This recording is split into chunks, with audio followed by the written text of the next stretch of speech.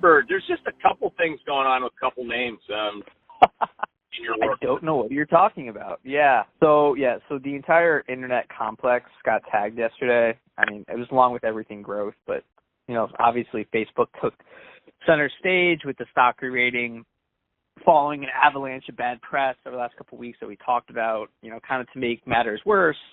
Facebook also had a global outage for 6 hours due to a network issue at one of their data centers that's since been resolved. But it really just has been a perfect storm. And, does make you ask yourself whether or not you believe in coincidences or not. But, despite that, this is all happening as, concerns related to IDFA and supply chain product shortages were already, impacting sentiment for concerns over Q4 specifically, right? And so I think all this is filtering through from agency checks because growth should still be positive for Q4, which is consistent with Quad 2. And I don't think we're in a situation where a lot of these companies are going to report Q3 earnings and guide down significantly for Q4, which, based on the compression we've seen in the multiples, you would assume that people are concerned about that. Now, the series of bad press could result in some brands pulling back spend on Facebook, and we talked about that before. But, I think as far as the checks I've done, it's coming back and pointing to no impact at the agency level. So large brands are continuing to spend, despite them being the most sensitive to social issues. And just so for comparison, the same round of checks I did in early January all came back saying that brands paused spend related to the Capitol riots, and this time nothing. It's really just business as usual. So, obviously we're going to have to continue to track it closely, but I think that's positive on the margin. And we have to keep in mind, I know there's a lot of concern about there being another round of boycotts, but it's a very important time for campaigns ahead of the Q4 shopping season. So it would be just a really bad time for a brand to consider a boycott.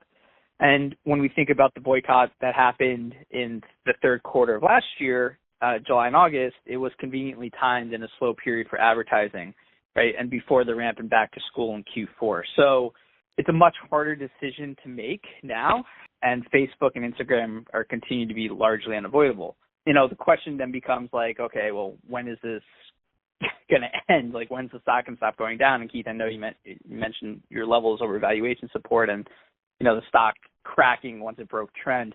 But just to provide some context as it relates to, what's going on today with Facebook, we can look back to the kind of the Cambridge Analytica scandal in 2018.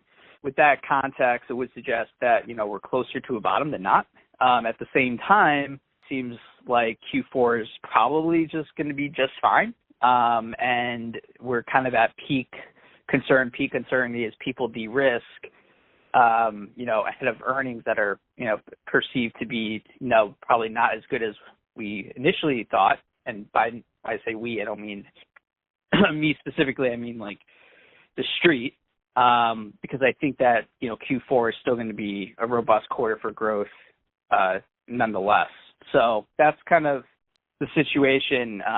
It's a tough one to navigate, but, that's why we have the process. Yeah, when you apply the business decision-making process, internally, the way it really works, we spend a lot of money on Facebook, Instagram. We don't have a meeting to cancel our ad spend because of blowback on Facebook being down or some stupid shit like that. That's just not the way the real world works. So you're not, if you're at a, we're I don't know what you call it, a small to medium-sized company, but if you think the person at Procter & Gamble goes into the boardroom tomorrow and says we should reduce our spending at Facebook due to her socialist or his socialist views? I mean, no, that's ridiculous. This is all pre-planned. It's part of the flow of the business. That's how you instigate and irritate and drive demand. I don't understand that at all. Yeah, I mean, for some larger brands, I think it's different for when you have social unrest like Capitol riots or what happened in the summer of last year. Brands just don't want to have their image associated, with a lot of vitriol, right, and all that conflict. Especially on something like a Twitter.